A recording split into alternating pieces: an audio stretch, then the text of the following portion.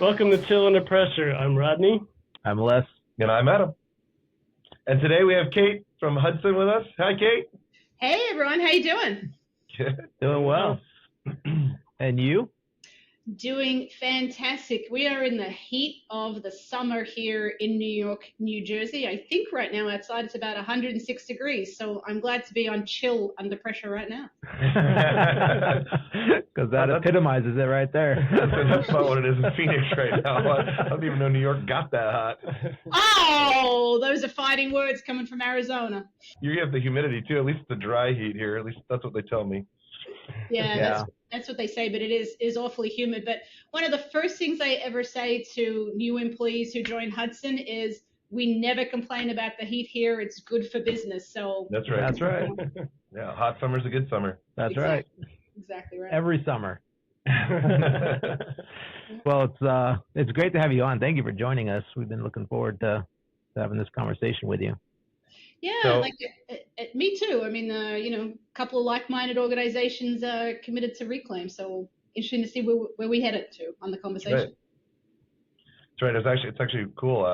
Recently, we partnered up with Reef, and you guys are partnered up with Reef, and we're doing some cool things together too, independently with Hero and Hudson. And so we've gotten to spend a lot of time with you and your team. So it's been great. Yeah, absolutely. Cool. Hey, do you want to do like an introduction and your background and stuff before we jump in? Yeah, we Sure. should do that. We should do that. Yeah. We should do that. All right. Okay, let's go ahead. So I'm Kate Houghton. I'm the Senior Vice President of Sales and Marketing at Hudson. I've been with Hudson for just, I think next week or the week after is 13 years. So proof that time flies when you're having fun. I have spent those years in the refrigerant recovery reclamation business. By way of background, I'm a mechanical engineer. I did my engineering and my marketing back in Australia. You might detect a little bit of an accent. They tell me it's going away, but I think it's always going to be here for a while. I thought it was Texas, but now that makes sense. Exactly. I came to the US on a 2-year contract. So I was going to come be a product manager. I was working in fire suppression at the time. I was going to come for 2 years. I was going to learn everything. I was going to take it back to Australia. Somewhere in that last 25 years, the return ticket never got booked, and so I've been here. I've been here all that time. So wicked excited to chat to you guys, and we are doing a lot of stuff together, and really, some pretty cool things. Yeah, it's exciting. Well, one of the things like I've been thinking about is, I have a bit of a Reclaim background as well. But I was noticing in a lot of the written communications and a lot of the other podcast things that are out there that people get the 3 R's wrong, that they don't really even understand what Reclaim is. And so while this will be really elementary for you, I think it'd be fun to have you like walk us through like what is it that a reclaimer does? Like what does Hudson do? Yeah, it's really fun. That's too broad. What does Hudson we've got do? about 3 days, right, to kind of keep that in. Yeah. Because Yeah. I have to make it good for when my boss is listening that we do something here. So it is a great question though, because we hear, and even I can get a little bit lazy about it. Everything in our industry is called Reclaim. Everything's a Reclaim program. Everybody's sending Reclaim. Everybody has got reclaimed refrigerant. And the reality is that's the only time something becomes a reclaimed pound of refrigerant is after an EPA certified reclaimer has processed it and then actually certified it. So it's kind of there is a lot that goes into it. So really at the core of our business is working with system owners, technicians, contractors, wholesalers, that whole OEMs even, that whole ecosystem and all the stakeholders to start with ensuring that the pound of refrigerant comes out of a unit, right? And so it's captured and put into a recovery cylinder. Step one, because nothing happens in the reclamation industry. Hudson can't do a thing if that pound doesn't actually go into a cylinder to start that journey. Yeah, I think that we've lived that too in our past life at Rapid, and Yeah. I think people miss that. They're like, oh, we need more reclaim. Well, how do it doesn't come, you can't reclaim it back out of the air. Right. So Right. if you let it into the air, it's not coming back down into a bottle to be put back out in the market. And so I think it is really. I love that you do that often. You really go back to the heart of it, which is if you don't suck the stuff out of a unit and capture it, it can't be reclaimed. Yeah, and it's that's not the start of the process. That's right. And it's not the hundreds of pounds, right? It's the pound. Mm-hmm. It's the half a pound.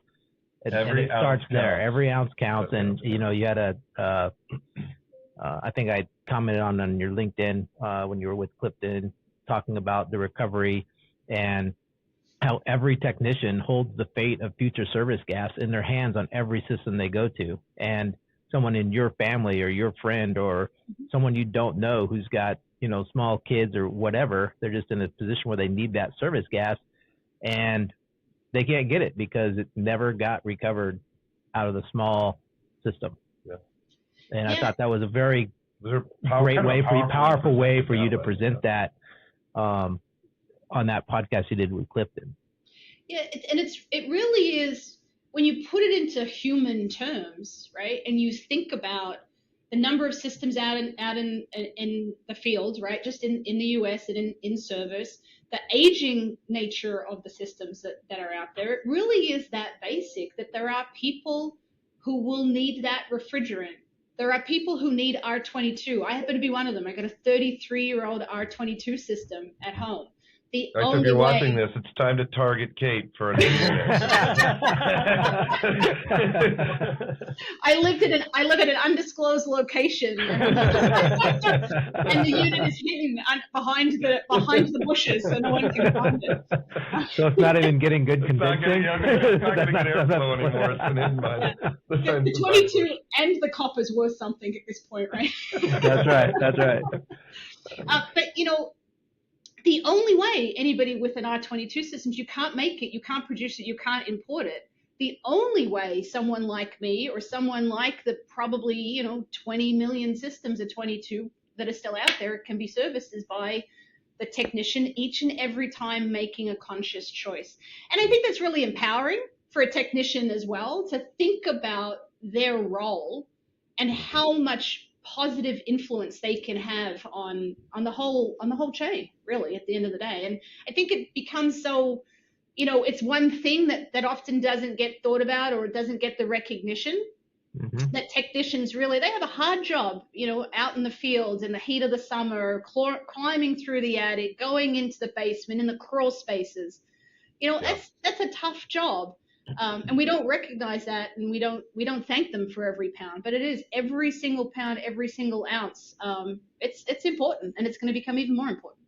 Well, we might be a little cliche about it, but we named our company FM Hero because the heroes in the field are the start of the process, and that's where that came from. It's all about those technicians in the field. Yeah. When you break that down too, it's about stewardship of what's already out there, right? Be a good steward, get that product back in. It has no shelf life. It can continue to be used over and over and over again through the reclamation process. And, just being a good steward allows more people to have operational systems with service gases. Yeah, absolutely. Well, we've just convinced everyone that's out there to recover. So now they've got this gas. What's the next step in the process? Exactly. So now they've got cylinders full of recovered gas, and they contact somebody like Hudson. They might work through a local wholesaler, or they contact a reclaimer like us. And what we will do next is we have an online portal. So we say, go in here, tell us how many cylinders you have, tell us where they are. Depending on the kind of technician or contractor, we might go to the job site. So if it's maybe a larger system and there's multiple cylinders, we might go pick them directly up from the job site. If it's, all taken back and consolidated because the contractor technician's got 5 vans, we'll go to the warehouse. We go to a lot of single owner operated technician companies and pick up from the driveway. It doesn't have to be fancy, but we'll go out and we'll get those cylinders.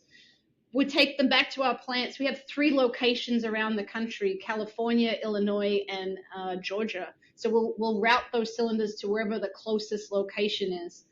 Within 2 days of the cylinders arriving at our facility, we've shipped back an equal quantity of those cylinders, empty, in hydro date, under vacuum sealed and freshly painted, so that they can go back the technician, the contractor can go back and do the next recovery and the next recovery and the next recovery. So keeping those cylinders in perpetual motion is something that's really important, because if they're not going back out into the field, then they can't do the next recovery. So kind of that logistics element is a big piece of what we do.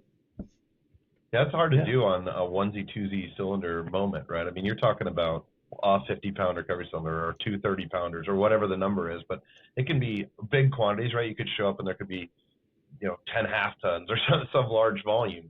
But you guys aren't just going after that big stuff. You're working with everyday contractors who, might have only a few cylinders, 4 or 5 cylinders, right?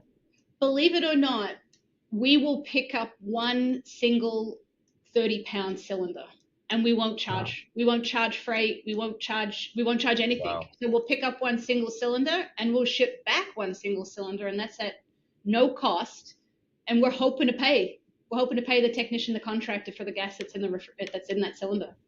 Well, and I don't want to pick on the wholesalers because I know they're your clients. So, okay, I'll pick on the wholesalers so that you don't have to, because I know some of them are your clients. But I mean, one of the challenges that the contractors have, the technicians, this maybe single operator, whatever, is that they're paying a lot of times at the wholesaler to do a swap. Right? They might be charged $35 to exchange that cylinder. And I feel for them because I don't think that they're aware of that they can kind of go direct to market. And I think, unfortunately, the wholesalers who are still charging are kind of missing the opportunity here, that they could be helping the entire ecosystem out by not trying to grab that extra $35, but by sitting in the middle, there's still money to be made for them. They're encouraging people to come in and buy the products, and they don't even have to use it as a loss leader. I mean, there's the opportunity for them to profit from it. It's hard to watch when you see that happening, and you're like, but there's so much more value to that material. It's not just a cost center to you as a contractor. And I think, Hudson's doing a great job of proving that out by doing that one cylinder at a time. So should be applauded for that.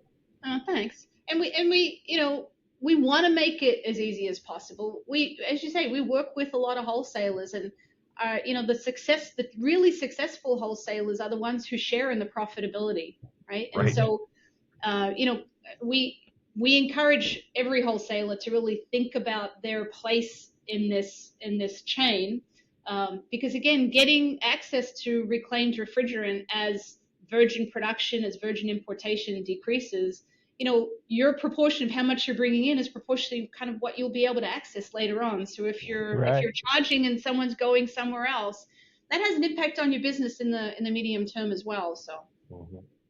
Yeah, and I was listening to you talk about the shipping in 2 days, sending stuff out. So it speaks about the efficiency of getting cylinders in, getting them tested, right, and getting them emptied, and then getting them prepped to go back out. What's that process look like for you guys? Yeah, so when the cylinders hit our dock, we check in every single cylinder. We record the cylinder serial number. We test every single cylinder for refrigerant type. And what we're testing is the type of refrigerant and the purity. And we do that generally within about 24 hours that the cylinder hits our dock. So it comes in and we know where it came from, what the serial number is, what the refrigerant type is, what the purity is. And then we're moving that through our facility. We'll group like refrigerants. So all the 410A at a particular purity level will go here, and the 410A at a different purity level will go there, and the 22 will go left, and the 134A will go right. Because what we're going to do is process them in batches, whether it needs single plate distillation because it's 99.5%, and all we're going to do is remove the impurities like water, oil, particulate, or whether it needs more heavy processing. Let's say it came in and it was 82% purity, and we're going to do fractional distillation on it. So within that kind of 24-hour period, we know what we've got. We start to prepare the documentation to send that back to the customer to say, hey, here's what you sent, and here's how much we're going to pay you for it. And then we're dispersing it through our facilities to then ultimately process it fairly quickly as well. So you said single plate distillation, then, probably a lot of our folks are going to go, I have no idea what she just said. It sounded like a barrel of fish. So at its root form, and then you fractional distillation through a separation column. I mean, that's like exponentially more complex. But on its base level, what is reclaim? So what are you doing? You're just running it through, a filter dryer, like what we can get at the local wholesaler? Is it, a pool filter, maybe, something like that? What does it look like? I mean, physically, what does it look like, and how does it work? What are you doing? Yeah. So a really great analogy for that 99.5. So at 99.5s, you guys know the refrigerant meets AHRI purity spec. So it's in balance. It's got the right component in the right ratio. It's got the right purity. The issue is it's probably got too much moisture. It's got too much oil. It's come back through the return. Maybe it's picked up particulate. Maybe it wasn't, run through a filter dryer when it was recovered. So in that case, the best kind of analogy is it's almost like putting it into a whiskey still. We're literally going to treat that like moonshiners, right? And I love it. And put it into it's like the equivalent of a still, and we're going to boil off things like moisture. We're going to separate out the oil. We're going to drop that out. We're going to take the particulate out, and at the end, you don't want to drink it like a good jug of moonshine, but you're going to have good refrigerant at the end. And you got to make sure you don't drink the stuff that'll make you go blind, right? Yes. So reclaiming is legal moonshining. It's legal moonshining. Well, no wonder you're used to hiding things like at your house. You're like with your unit hidden back there. You just admitted publicly you're distilling refrigerant like moonshine. Tell us about your moonshine experience, Kate. Yes. It really is. Copperhead Road music right here. Yeah. And then when we talk about fractional distillation, it's in that case the refrigerant has come in, and let's use a really easy example. So R22 has come back to us, and let's say it's 85% pure, because somewhere along the line, either in the recovery cylinder or in the unit, it's been crossed with 410A. Someone's decided, or any one of the blends that like were R22 replacements. So probably again, what's interesting for the listeners is in a 30-pound cylinder, 1 pound of a different type of refrigerant crosses the entire other 29 pounds, right? So it only takes a little bit to then have your whole mix be crossed. So which could just be what's in the recovery machine still. So we didn't purge out the recovery machine. Exactly. You did 410A last time. You're doing 22 now. You didn't purge your lines. Now you've got some cross refrigerant. Yeah. Mm-hmm. So in that case, what we have to do is really separate the refrigerant. And so fractional distillation is about using heating and cooling and heights of towers. And kind of everybody at Hudson laughs. I'm a mechanical engineer, so they know that I know what I'm talking about. But I'll say, let's throw it up the column. And let's throw that refrigerant up the column, because kind of, again, literally that's what we do. We send the refrigerant up the column using, chemistry principles to separate out the elements. So to take out the 410A from the 22, and you'll end up with two streams. And then at that point, you can distill that to get your 99.5% 410A and 22.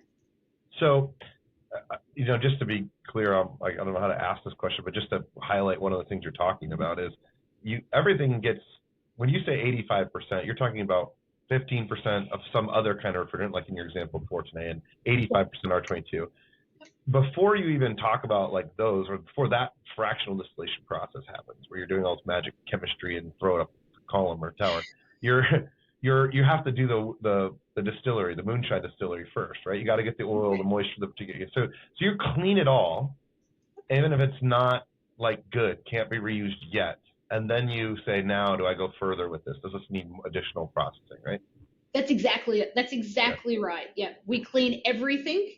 We take all of the impurities out, so all of the oil, the moisture, the particulate, rust, anything that's traveled along with the refrigerant. Exactly right. Do all of that step, and then we'll take it. If it's not 99.5, we'll take it in the separation. Got it. So there was an old, this is off topic, but I love this line. There was an old expression in the industry, dilution is the solution. And you're familiar with it. So just so everybody knows, what the idea was is that you'd buy in, import in virgin new manufactured product, and you would mix it together with the same like product of something. Let's say maybe it was 95% or 97% or even lower, and you would mix enough pounds of the brand new stuff that's 100% with the 95% stuff to get it all to be 99.5. Is that, first off, is that still really going on, or is that kind of the end of the road happened with that at this point? Yeah, that's a great question. So I'll speak for Hudson. So when we reclaim refrigerant, and we actually have a particular brand, so we call our reclaim refrigerant Emerald refrigerants. You guys might have seen it on the boxes or seen it on the website. So we track Yep. all of our pounds, and we follow that through. We follow the CARB definition, which is now an EPA AMAC definition as well, which is that no more than 15% of that refrigerant can be newly manufactured. And the reason that sometimes you'll see that is kind of back to when I talked about purity and composition. So let's take 410A. It's 125 and 32. You could have 410A that's 99.5% purity, but there's more 32 than there should be and less 125 than there should be. So it can be out of balance. If you've ever, I'm sure you guys have heard that. So it can be out of balance for composition, but still within purity. In that case, we might add, let's say, just use silly numbers, we might add a pound of 125 to bring the balance back and keep it in purity. But Makes sense. to make But then you it, got to still be under that 85 or that 15% thing that you're talking absolutely. about. So, and only when it's necessary, right? So there's a lot of refrigerant comes back and it's in balance or it's single component and it doesn't require that 15%. But that's why CARB wrote that into their protocol a few years ago when OEMs were required to utilize reclaimed refrigerant to meet the requirements, and SB 1206 and in the AMAC, so that you can't take the extreme example, which is 100 pounds of newly manufactured refrigerant, throw in 1 pound of reclaim and call 101 pounds reclaim. Yeah, right? Yeah. You really want the definition to limit, and we were actually, as Hudson, very passionate about that, to limit that so that when you're buying reclaimed refrigerant, you're buying reclaimed refrigerant.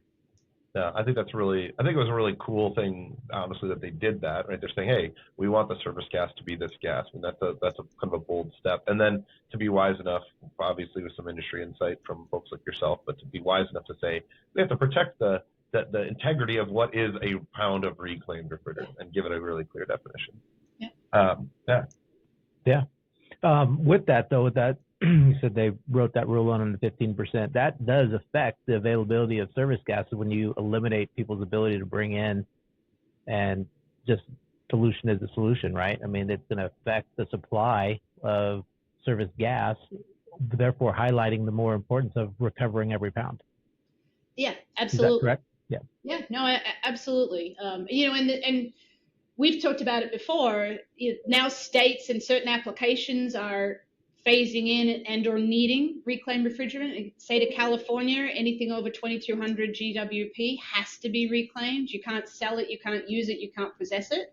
The comment, the statement can't be in commerce in the state of California. State-owned buildings in California, you need to use reclaimed 410A. If it's a state facility, you can't use newly manufactured 410A in the state of California for a government building. Again, not only is the overall market need and the allocations and the virgin starting to come down, but also now you've got folks in advance or locations or governments or, even customers, even end users now saying, I specifically want reclaimed refrigerant because it's got better environmental properties. And all of that is placing more and more demand on reclaim and escalating the importance of every single pound. Right. And what is if you just took the average over the last decade, 2 decades, how much refrigerant as a percentage is coming back into reclaim? Yeah, great question. So I'll talk specifically because the EPA did some data analysis, and it's about 3 years old now, so the reclaim volume has grown a little bit. But the EPA compared the aftermarket sales of HFC specifically, not anything else, the HFC sector, and then compared the reclaimed pounds that were reported that same year, because EPA requires participants to report their volumes on the sale and on the buyback. There's some nuance to it, but so meaning reclaimers, you guys.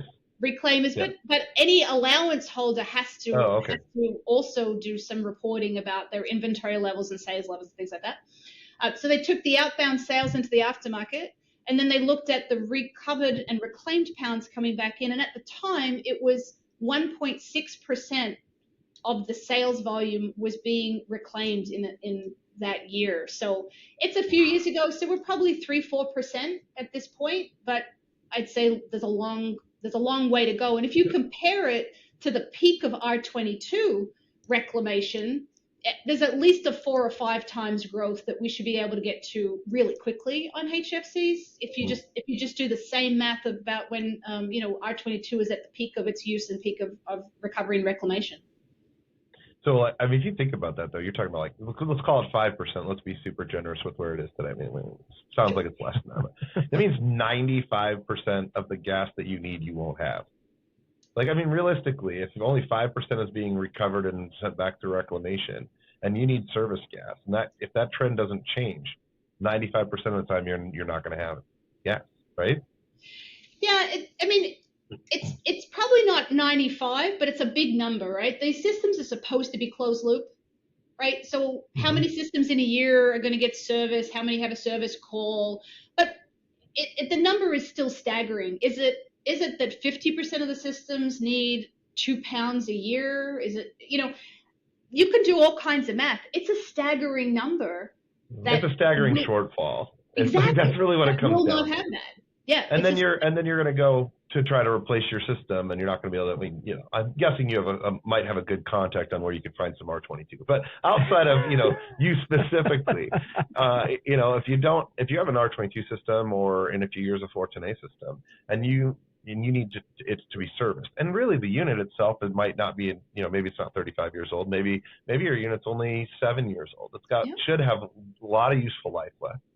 And yet because that contractor doesn't have access to that type of refrigerant, that 410A maybe in this example, they're now trying to sell you a whole new system. And you're like, I just put this thing in. Like, it just needs service.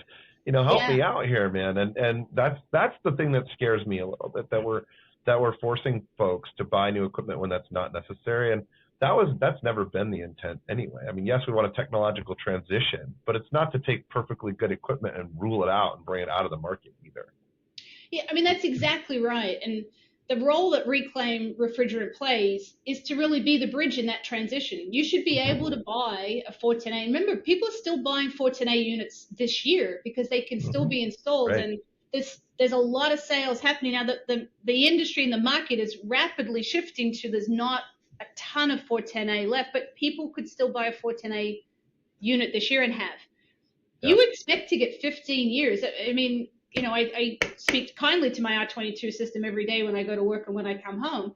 But if I have to replace that and I bought 410A, I want 15 or 20 years out of that. That's what I expect as my investment, to come back in 5 or 7 years and say, here's another $20,000 that you have to replace it.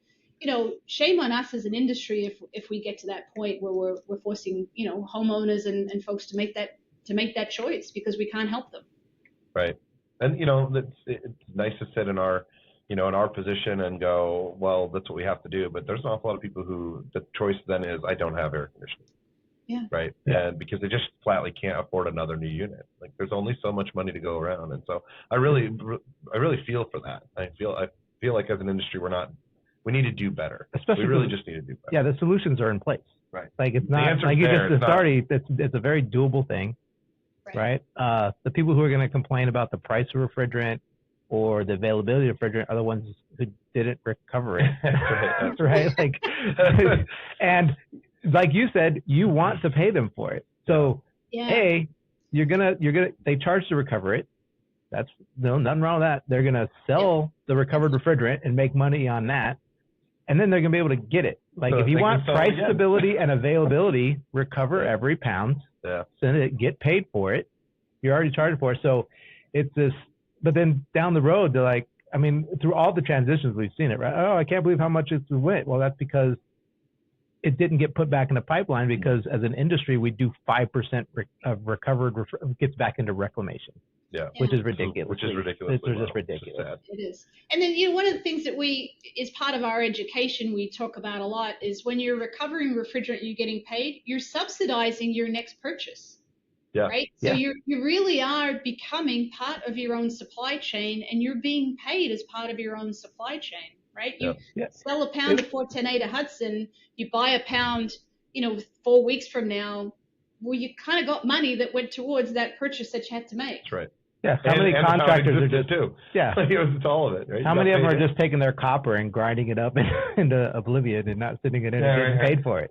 I know all the Right? contractors I know. They just open the tailgate, drive down the road, Just let the copper go, fall right? out. Like go dump that in a river or something. Is that So- dump? So it's the same thing. It has value. It goes back into the supply chain and it comes back to you just like copper. Yeah, and that's a perfect example of what we talk to technicians when we're out doing training. You don't step over a piece of copper. It all goes in the bag and it all goes with you to get that value.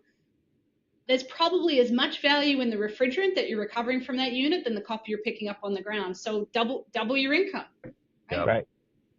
Yeah, for sure. Absolutely. I'm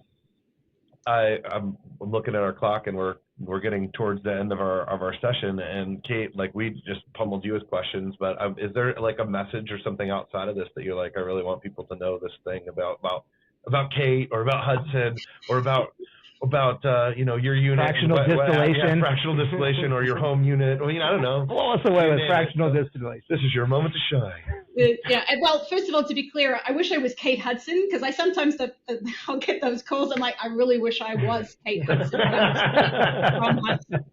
It doesn't sound quite as good, but I probably say that too fast whenever I say it.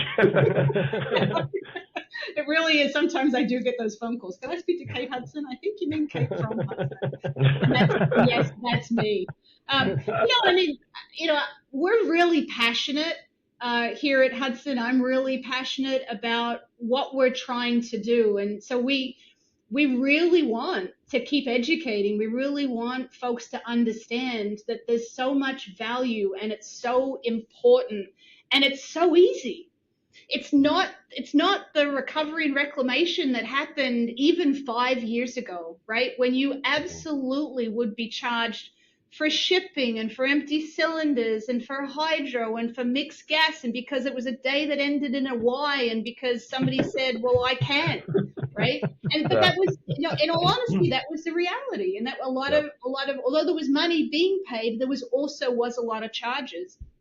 And a lot of, at the end of the day, they'd be like, wow, that was worth $10. That now is probably worth $1,000.